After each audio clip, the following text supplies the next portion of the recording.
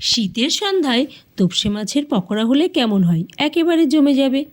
তো ভাবাও সারা, রেসিপি শুরু করাও সারা। তো তোমাদের সাথে একটু শেয়ার করলাম। এখানে আমি 250 গ্রাম তোপসে মাছ ভালো করে লবণ হলুদ মাখিয়ে নিয়েছি, আর আদা কাঁচা লঙ্কা রসুন বাটা দিলাম, আর লবণ হলুদ আর শুকনো লঙ্কার গুঁড়ো ভালো করে মাখিয়ে নিলাম। 1 ঘন্টার জন্য ম্যারিনেট করে রেখে দিলাম।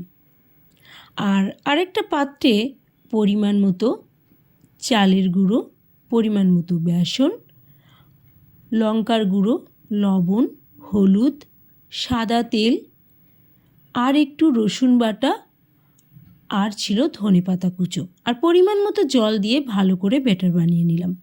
তারপরে মাছগুলোকে ওই ব্যাটারে একটা একটা করে ডুবিয়ে গরম সাদা তেলে ভেজে নিলাম।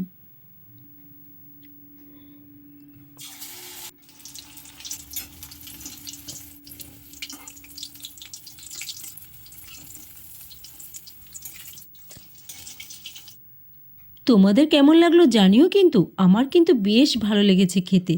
তো চলো, টাটা।